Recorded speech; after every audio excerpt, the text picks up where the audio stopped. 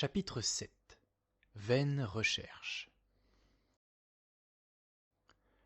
Le 20 septembre 1519, la flotte de Magellan s'éloigne du continent.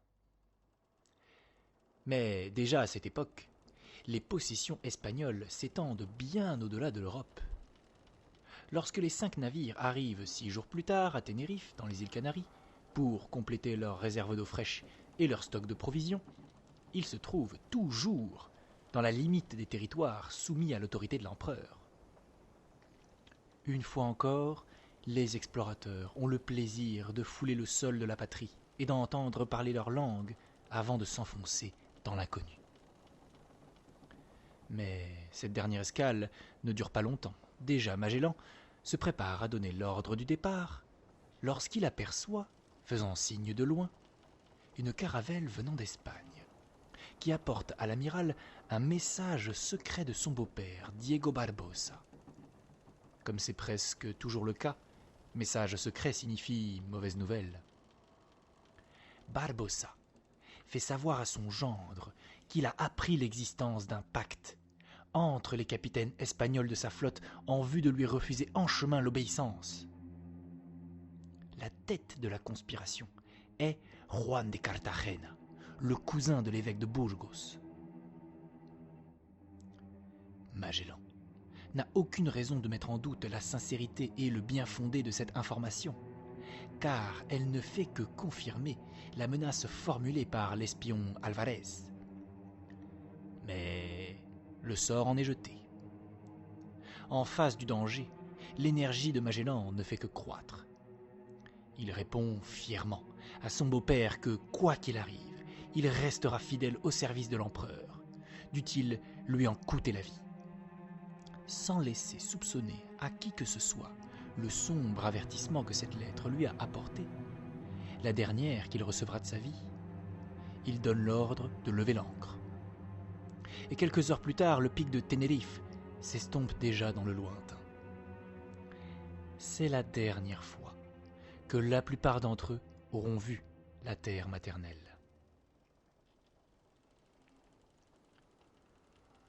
La tâche la plus difficile dans ce voyage consiste à tenir constamment groupés les 5 voiliers, au tonnage si différent et dont chacun a sa vitesse particulière.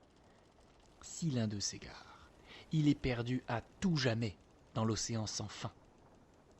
C'est pourquoi, avant le départ, Magellan a élaboré, d'accord avec la Casa de Contratación, un système spécial, en vue de maintenir entre ces navires un contact permanent. Certes, on a communiqué au contremaître, au capitaine et au pilote la direction générale, mais en pleine mer, seul vaut l'ordre de suivre purement et simplement le sillage du Trinidad, le vaisseau amiral. Le jour, cela ne présente aucune difficulté. Même par gros temps, les navires peuvent se maintenir constamment en vue. Mais la nuit, la chose est beaucoup plus difficile. Il faut employer un système particulier de correspondance par signaux lumineux. À la tombée de la nuit, on installe à l'arrière du Trinidad une torche allumée dans une lanterne, afin que les autres navires ne le perdent pas de vue. Mais si, outre la torche, on allume encore sur le Trinidad 2 lanternes, cela signifie que les autres navires doivent ralentir l'allure ou louvoyer à cause du vent défavorable. 3 lumières signifient qu'une rafale est proche et qu'il faut amener la voile basse. 4, qu'il faut supprimer toutes les voiles. Un feu sur le vaisseau amiral ou des coups de canon signifieront qu'il faut avancer avec prudence, à cause de la proximité de bas-fonds ou de bancs de sable. Bref, un système de signaux ingénieux prévoit tous les cas ou accidents possibles. À chacun de ces signaux, chaque navire doit répondre immédiatement de la même façon, afin que le capitaine général sache que ses ordres ont été compris et exécutés. En outre, chaque jour, avant la tombée du soir, chacun des 4 navires doit se rapprocher du vaisseau amiral, saluer le commandant par les mots suivants. Dios vos salve, señor capitán general y maestre, y buena compañía. Et recevoir ensuite les ordres pour la nuit. Au moyen de ce rapport quotidien, la discipline semble être assurée dès le premier jour. Le vaisseau amiral conduit et les autres suivent. Le premier indique la direction à suivre et les capitaines obéissent sans dire un mot. Mais précisément le fait que la direction de la flotte ne cesse pas un instant d'être entre les mains sévères et résolues d'un seul homme, et que ce Portugais inabordable et silencieux, obstiné dans son secret, les fait se mettre en rang chaque jour comme des recrues, et les renvoie ensuite après leur avoir communiqué ses ordres comme s'ils étaient de simples matelots, ce fait indispose fortement les capitaines des autres navires. Sans doute avait-il pensé, et non sans raison il faut le dire, que si Magellan avait jusqu'alors évité, avec tant de soin, de donner le moindre renseignement sur le cours et le but du voyage, c'était pour ne pas livrer le secret du Passo au bavardage et aux recherches des espions, mais qu'une fois en pleine mer, il se départirait de cette attitude, les convoquerait à bord du vaisseau amiral et leur expliquerait enfin, à l'aide de ses cartes, le plan qu'il avait tenu jusque-là si jalousement caché. Au lieu de cela, il constate que Magellan est devenu plus taciturne, plus froid, plus inabordable encore. Il ne les convoque pas à son bord, ne leur demande pas leur opinion, ne fait pas une seule fois appel à leurs conseils. Ils n'ont qu'à suivre, en silence, le pavillon amiral pendant le jour et le farol durant la nuit, comme le chien suit son maître. Pendant quelques jours, les officiers espagnols acceptent avec flegme l'assurance avec laquelle Magellan les conduit. Mais lorsque ce dernier, au lieu de prendre la direction sud-sud-ouest vers le Brésil, se maintient dans celle du sud et continue à longer jusqu'au Sierra Leone les côtes de l'Afrique, Juan de Cartagena, à l'appel du soir, en demande les raisons. Cette question n'a pas du tout le caractère d'une insolence. Il est nécessaire de le souligner parce que dans la plupart des récits qui ont été faits de ce voyage, on a, pour décharger Magellan, présenté Juan de Cartagena comme un traître. Le capitaine du plus grand navire et veedor de la couronne d'Espagne a parfaitement le droit de demander à l'amiral pourquoi on a changé la direction qui avait tout d'abord été fixée. Quels sont les motifs qui ont déterminé Magellan à changer sa route? Nul ne le sait. Peut-être n'est-il descendu le long des côtes de l'Afrique jusqu'à la Guinée que pour capter les vents d'ouest, un secret de navigation portugaise que les Espagnols ne connaissaient pas. Peut-être ne s'est-il détourné de son chemin que pour échapper au navire que le roi Manuel de Portugal a envoyé au Brésil pour s'emparer de sa flotte. En tout cas, il eût été facile à Magellan d'expliquer loyalement aux autres capitaines les raisons qui le poussaient à prendre une autre route. Mais il ne s'agit ici que d'une question de principe, et non pas d'une déviation de quelques miles dans la direction à suivre. Sa détermination doit garantir dès le début la discipline de la flotte. S'il y a des conspirateurs à bord, ainsi que l'en a averti son beau-père, il est préférable qu'il se démasque tout de suite. S'il existe vraiment des instructions qu'on lui a cachées, qu'on les fasse connaître. Il est donc très bien que ce soit justement Juan de Cartagena qui lui demande des explications, car on va savoir maintenant si ce dernier lui a été adjoint en qualité de collaborateur ou de subordonné. En effet, leur situation réciproque ne semble pas très claire. Au début, Juan de Cartagena avait été envoyé par l'empereur comme veedor général, et en cette qualité, comme en celle de capitaine du San Antonio, il avait été placé sous les ordres de l'amiral.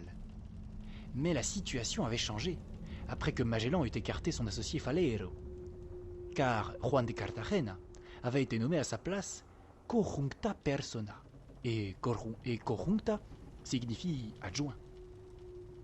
Dès lors, l'un et l'autre peuvent s'appuyer sur un document officiel, Magellan sur celui qui lui attribue le commandement exclusif de la flotte, Juan de Cartagena sur le sien, qui le charge de surveiller tous les cas de négligence ou les manques de clairvoyance possibles de la part des autres capitaines. Mais l'adjoint a-t-il le droit de demander aussi des comptes à l'amiral? Et cette chose, il faut la régler. Et c'est pourquoi, à la question que lui pose Juan de Cartagena concernant le changement de route, Magellan répond avec rudesse que personne n'a d'explication à lui demander, et que tous doivent lui obéir purement et simplement. La réponse est brutale. Mais Magellan préfère agir tout de suite avec brutalité que se livrer à des menaces ou faire des concessions. Et par là, on fait entendre nettement à la clique des capitaines espagnols, qui sont peut-être des conspirateurs, qu'ils n'ont aucune illusion à se faire, qu'il tient fermement la barre en main. Mais s'il avait l'énergie et la rudesse. Il manquait cependant à Magellan plus d'une qualité, et avant tout, celle qui consiste à savoir apaiser après avoir frappé. Magellan n'a jamais su dire les choses dures d'une façon amicale, s'entretenir cordialement avec ses supérieurs ou ses inférieurs. C'est ce qui explique que, dès le début, une atmosphère tendue, hostile, se soit créée autour de lui.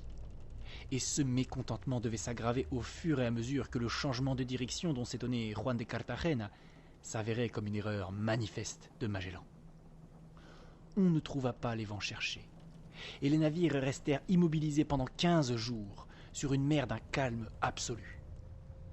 Puis, ils subirent des tempêtes tellement violentes que, selon la relation romantique de Pigafetta, ils ne furent sauvés que par l'apparition lumineuse du Corpo Santo, des patrons Saint-Anselme, Saint-Nicolas et Sainte-Claire, le feu Saint-Elme.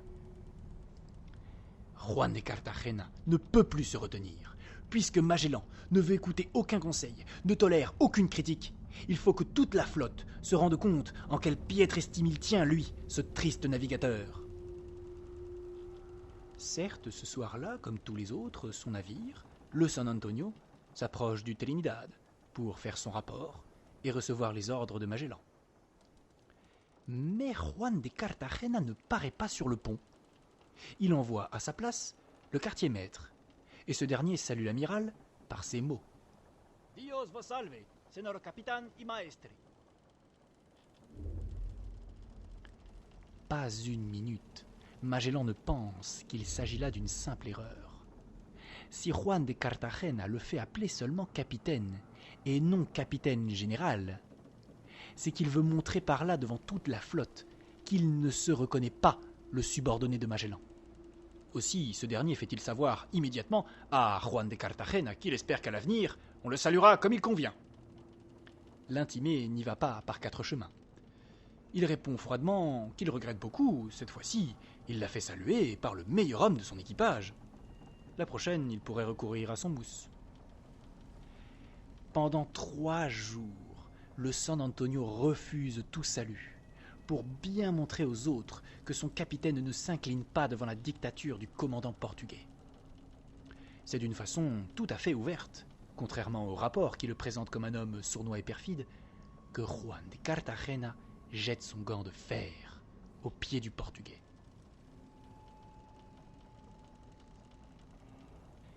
C'est toujours dans les moments critiques qu'on reconnaît le mieux le caractère d'un homme.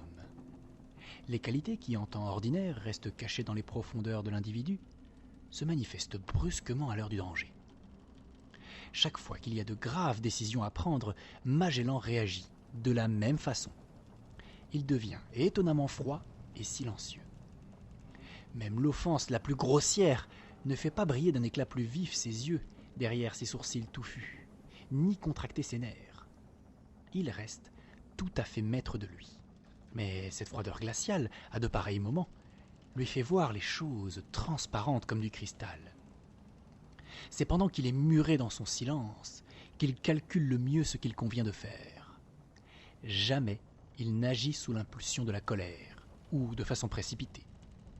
Il se tait longtemps, puis soudain éclate. Cette fois aussi, Magellan se tait. Ceux qui ne le connaissent pas, et les Espagnols se trouvent dans ce cas, pensent sans doute qu'il n'a pas compris le défi que lui a lancé Juan de Cartagena. En réalité, il se prépare déjà pour la riposte. Il sait qu'il ne peut pas, en pleine mer, aller enlever de son poste le capitaine d'un navire plus grand et mieux armé que le sien. Mais patience, patience. Mieux vaut feindre l'indifférence. C'est ainsi que Magellan se tait devant l'insulte. Comme lui seul sait se taire, avec l'ardeur d'un fanatique, l'opiniâtreté d'un paysan, la passion d'un joueur. On le voit, comme tous les jours, aller et venir sur le pont du Trinidad, calme et complètement absorbé en apparence par les 1000 tâches quotidiennes du navire. Que le San Antonio continue à ne pas le saluer le soir semble lui être tout à fait indifférent. Et c'est avec une certaine surprise que les capitaines constatent, chez cet homme énigmatique, une brusque tendance à la réconciliation. Pour la première fois, à l'occasion d'une infraction à la discipline dont un matelot s'est rendu coupable, l'amiral convoque à son bord les 4 capitaines. « Oh, il en a assez, pense-t-il, de cette atmosphère d'hostilité dans laquelle il vit. Il a compris, depuis que la route choisie par lui s'est révélée fausse, qu'il est préférable de demander leur avis à de vieux capitaines expérimentés que de les traiter comme quantité négligeable. Juan de Cartagena vient lui aussi, et comme il a enfin l'occasion de parler avec Magellan, il lui demande encore une fois pour quelle raison il a changé de route. À cette question, Magellan ne répond pas. Sans doute a-t-il son plan, provoqué par son attitude froide et réservée la colère de Juan de Cartagena. En sa qualité de fonctionnaire suprême du roi, ce dernier croit avoir le droit de parler librement. En fin de compte, il semble qu'entre les deux hommes, un incident violent ait éclaté, et que Juan de Cartagena se soit laissé aller à une sorte de refus d'obéissance. Or, c'est justement une telle manifestation d'insubordination que Magellan a calculé d'avance, et même espéré, car maintenant, il peut frapper. Aussitôt, il fait usage du droit de justice absolu que Charles Quint lui a transmis. Il saisit Juan de Cartagena à la poitrine. « Vous êtes mon prisonnier !» Et il ordonne à l'alguazil de procéder à l'arrestation du rebelle. Stupéfaits, les autres capitaines ont assisté à la scène sans dire un mot. Il y a quelques minutes à peine, ils étaient entièrement d'accord avec Juan de Cartagena. Maintenant encore, ils sont au fond d'eux-mêmes avec leurs compatriotes, contre le commandant étranger. Mais la rapidité du coup de griffe, l'énergie démoniaque avec laquelle Magellan a saisi et fait arrêter son adversaire comme s'il s'agissait d'un vulgaire criminel, ont paralysé leur volonté. En vain, Juan de Cartagena les supplie-t-il de venir à son secours. Aucun d'eux n'ose faire un pas. Aucun d'eux n'ose même lever les yeux sur le petit homme trapu qui, sortant pour la première fois de son mutisme obstiné, vient de faire preuve d'une telle énergie. Ce n'est qu'au moment où on va emmener Juan de Cartagena que l'un des capitaines se tourne vers Magellan et le prie humblement de ne pas mettre au fer un gentilhomme espagnol, qu'on le remette à l'un d'eux en échange de sa parole d'honneur comme prisonnier. Magellan accepte la proposition, à condition que Luis de Mendoza, à qui l'on confie la surveillance du rebelle, s'engage par serment à le tenir en tout temps à la disposition de l'amiral. Par là, tout est réglé. 1 heure plus tard, un autre officier espagnol, Antonio de Coca, commande le San Antonio. Le soir, il salue correctement le capitaine général du pont de son navire. Rien ne paraît changer, et la flotte poursuit son voyage sans nouvel incident. Le 29 novembre, un cri poussé du haut de la hune annonce la côte brésilienne, qu'ils aperçoivent près de Pernambouc. Le 13 décembre, les 5 navires pénètrent après un voyage de 11 semaines dans la baie de Rio de Janeiro.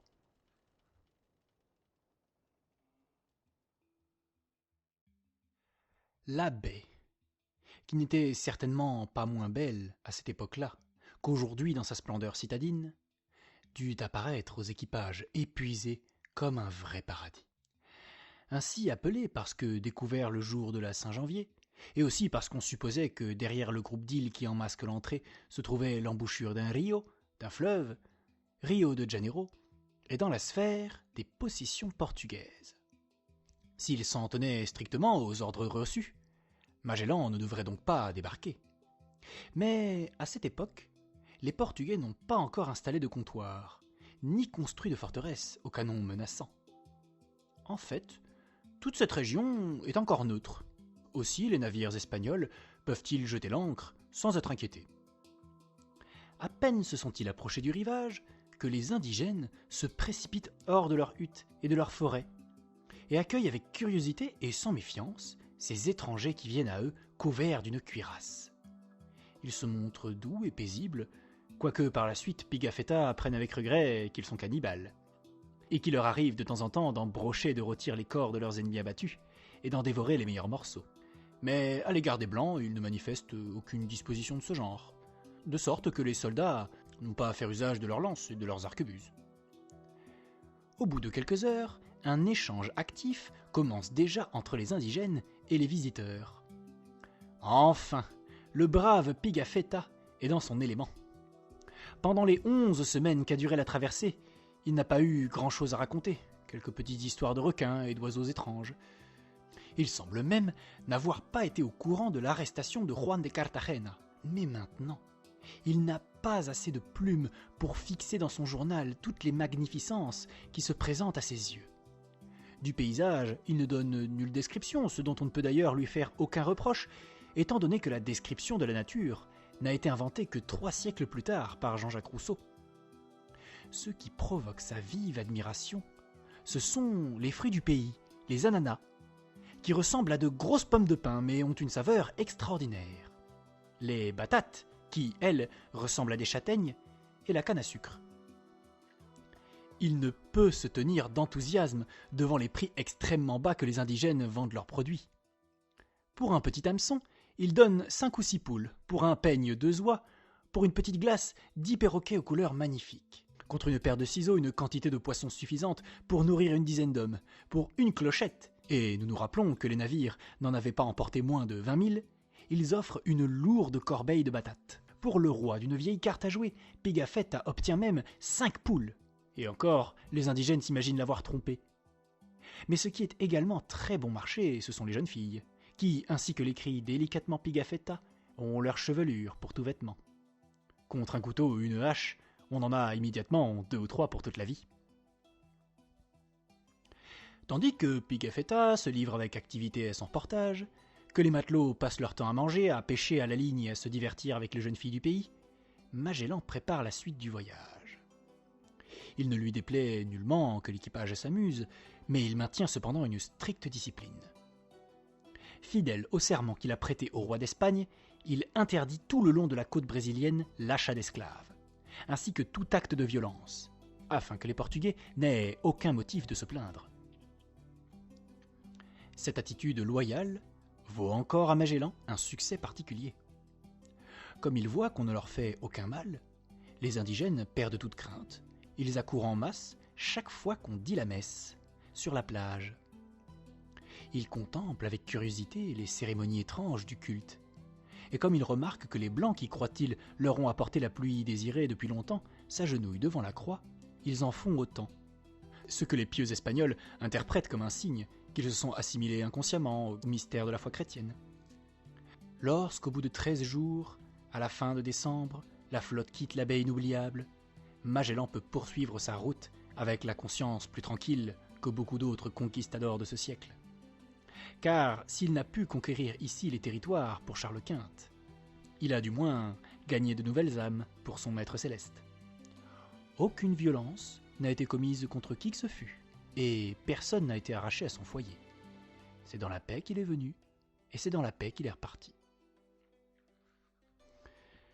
Les matelots ont quitté à regret la baie paradisiaque de Rio de Janeiro. Et c'est à regret également qu'ils longent sans pouvoir débarquer la côte attirante du Brésil. Mais Magellan ne peut plus se permettre aucun repos. Une impatience fébrile le pousse en avant, à la découverte du passage que, d'après la carte de Martin Benaim et le rapport des Portugais, il suppose exister à un endroit précis. Si les récits des navigateurs portugais et les indications de latitude portées sur la carte de Martin Benaim sont exacts, le passage doit en effet se trouver juste derrière le cap Santa Maria. Et c'est pourquoi il poursuit sa route avec diligence. Enfin, le 10 janvier, le cap est atteint. Et un peu plus loin, il voit au-dessus d'une plaine illimitée se dresser une petite colline qu'ils appellent Montevidi, aujourd'hui Montevideo. Pour échapper à la tempête, il se réfugie dans l'immense golfe qui semble s'étendre sans fin vers l'ouest. Ce golfe n'est en réalité que l'embouchure du Rio de la Plata. Mais à ce moment, Magellan l'ignore. Il constate seulement, avec une satisfaction à peine contenue, qu'à l'endroit indiqué par les rapports, la mer s'étend vers l'ouest. Par conséquent, dans la direction des îles Moluques. Tout semble très bien concorder avec les descriptions qu'on lui a données à Lisbonne. Et c'est là, à coup sûr, le golfe par lequel, selon la Nieuwe Zétung, les Portugais voulaient 20 ans auparavant se rendre vers l'ouest. Pigafetta confirme que tous étaient alors convaincus qu'on avait enfin découvert le passage cherché.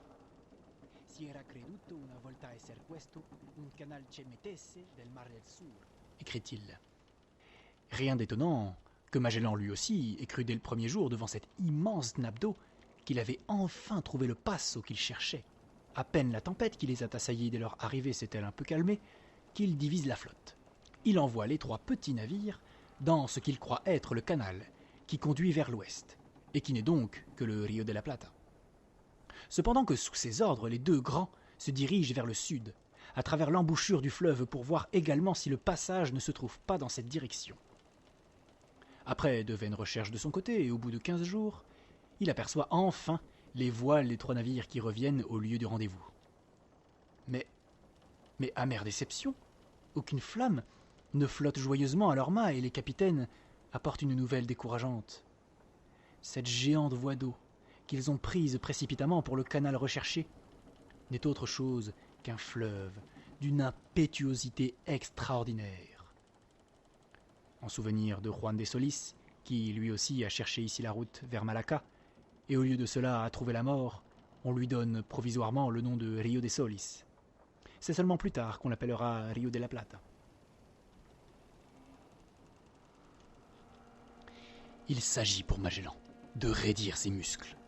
Il ne faut pas qu'on voie à quel point son assurance a été ébranlée par cette désillusion. Désormais, une chose est certaine, il le sait. La carte de Martin Benaïm est fausse. Les récits des Portugais concernant la découverte d'un soi-disant passage au 40e degré de latitude sont inexacts. Fausses sont ces informations. Faux tous les calculs de Faleiro. Fausses ses propres affirmations. Faux tout ce qu'il a promis à l'empereur et à ses conseillers. Si ce passage existe, et pour la première fois, lui qui jusqu'alors si fermement convaincu de son existence, il est obligé de se poser la question, il doit se trouver plus bas, dans le sud. Mais poursuivre vers le sud ne signifie pas aller au-devant de la chaleur. Au contraire, étant donné qu'on a dépassé depuis longtemps l'équateur, c'est se rapprocher des régions polaires. Là, février et mars ne signifient pas comme en Espagne la fin de l'hiver, mais le commencement. Si l'on ne trouve pas vite le passage vers la mer du Sud, on aura définitivement manqué la saison favorable, et on sera placé devant cette alternative. Ou retourner vers les zones plus tempérées, ou passer ici l'hiver. Du jour où les navires envoyés en reconnaissance sont revenus apportant leurs nouvelles décevantes, des pensées lugubres doivent avoir obscurci l'âme de Magellan. Et comme son âme, le monde extérieur lui aussi s'embrunit. La côte est de plus en plus maussade, de plus en plus nue et désolée. Le ciel de plus en plus morne. Éteinte, la blanche lumière du sud. Assombrie en un amas de nuages gris le zénith bleu. Disparues les forêts tropicales qui, de loin déjà, caressaient de leurs effluves les navires s'approchant du rivage. Disparu pour toujours, le paysage amical du Brésil et ses arbres chargés de fruits, ses palmiers au feuillage bruissant, ses animaux au pelage varié, ses populations indigènes aux mœurs si hospitalières. Seuls les pingouins vont et viennent en se dandinant sur la plage désolée. Des phoques se vautrent paresseusement sur les écueils. À part cela, aussi loin que le regard porte, on n'aperçoit aucun être vivant, ni homme ni animal. Toute vie semble s'être éteinte dans cette solitude accablante. Une seule fois, ils aperçoivent des hommes de haute taille, à l'aspect sauvage et couverts de peau comme les Esquimaux. Mais ni les clochettes ni les bonnets de couleur qu'on agite ne peuvent les attirer. Maussades et hargneux, ils s'enfuient dès qu'on veut les approcher. Et c'est en vain qu'on s'efforce de trouver des traces d'habitation. Le voyage devient de plus en plus pénible, de plus en plus lent.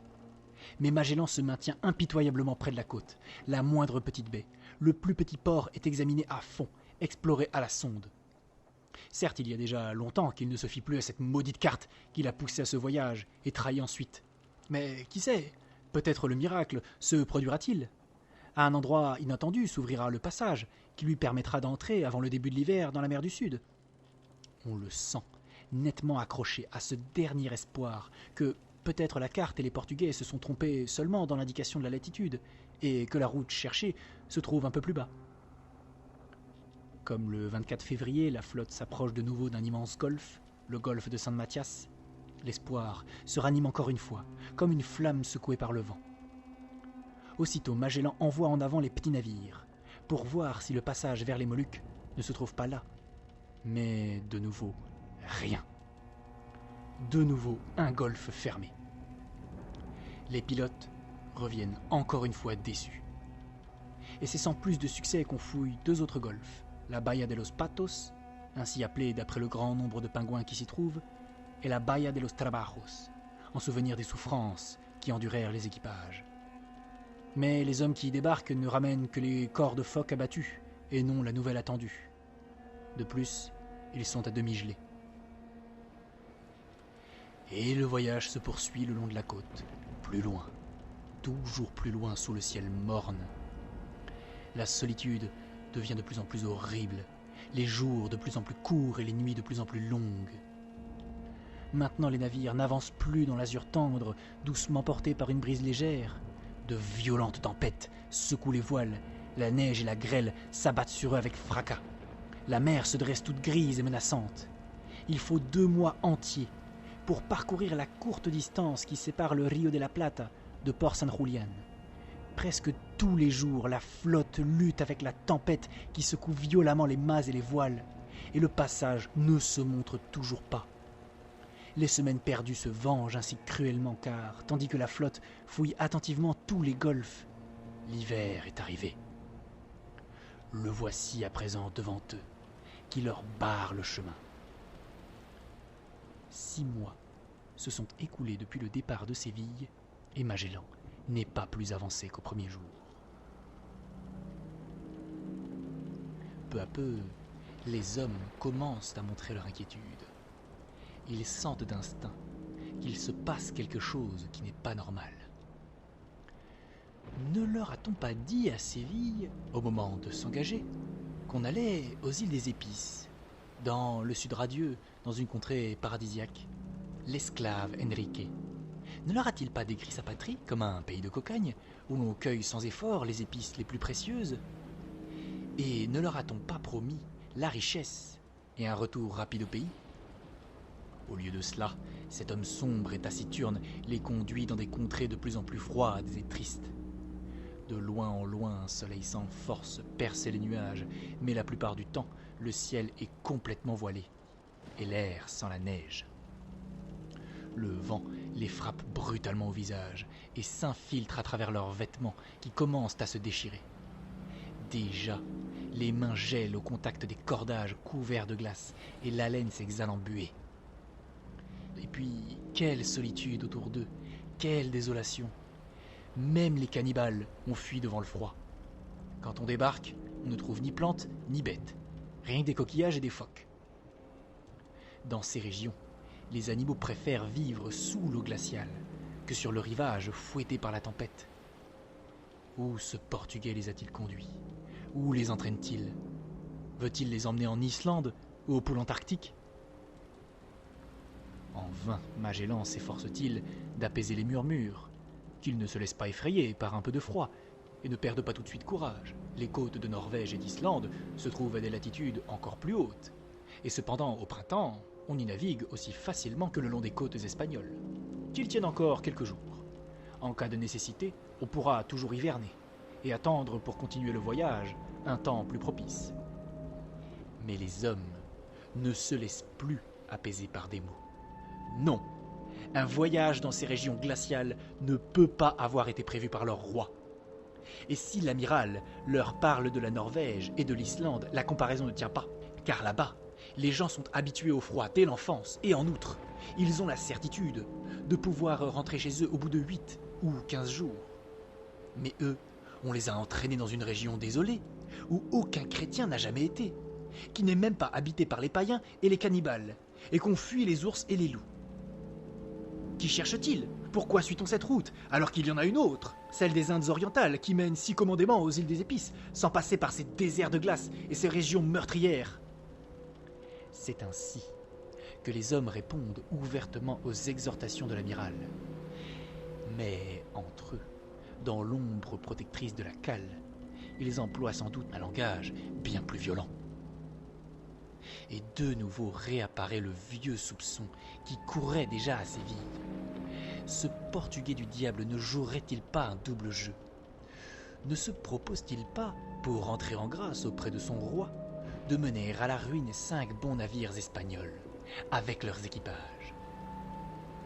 Les capitaines espagnols voient avec une secrète satisfaction le mécontentement croissant des hommes.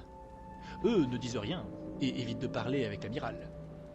Ils sont même de plus en plus taciturnes, mais leur silence est peut-être encore plus dangereux que le bavardage des matelots.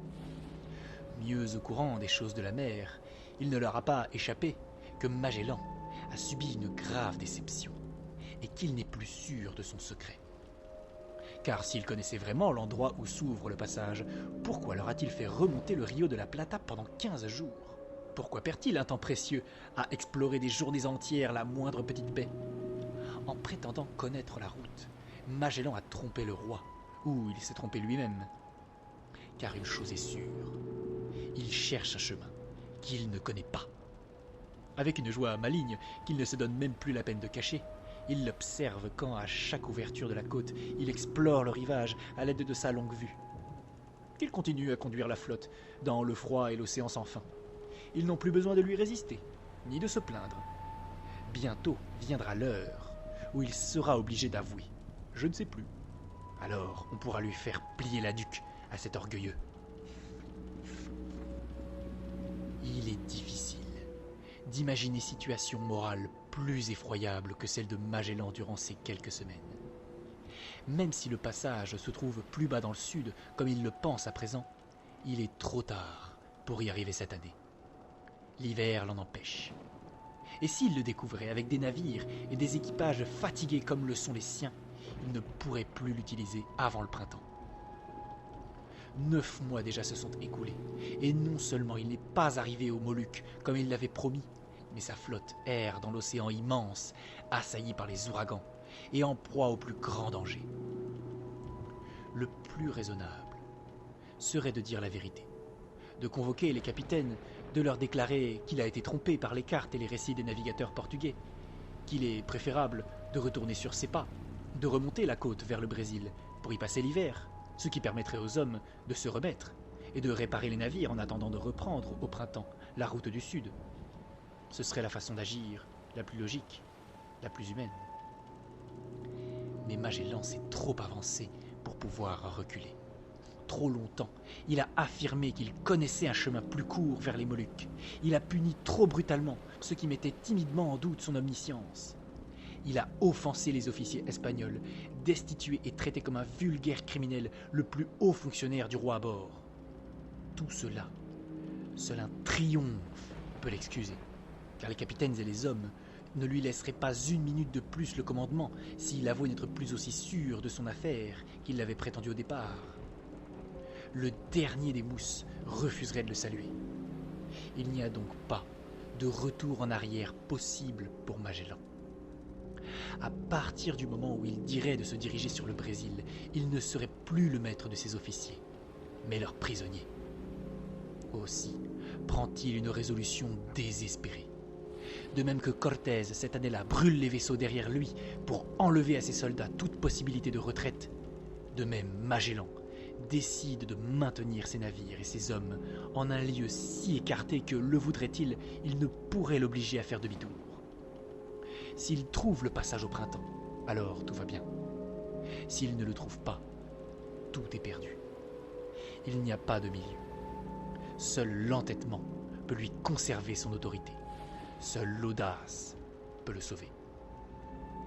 La tempête se jette sur la flotte avec une violence qui ne fait que redoubler. C'est à peine si les navires peuvent avancer à présent. Il a fallu 2 mois pour parcourir péniblement 12 degrés vers le sud. Enfin, le 31 mars, on aperçoit de nouveau un golfe. Est-ce le passage tant désiré ? Non, il est fermé. Cependant, Magellan ordonne de s'y engager. Et comme on se rend compte qu'il ne manque pas d'eau douce et de poissons, il donne l'ordre de jeter l'ancre. À leur stupéfaction, ou plutôt à leur effroi, les capitaines et les hommes apprennent que leur amiral, sans avoir pris l'avis de personne, a décidé de passer l'hiver ici, à San Julián, ce petit golfe inconnu et désert, au 49e degré de latitude, à l'endroit le plus désolé et le plus désert qui soit, où jamais encore un Européen n'a mis les pieds.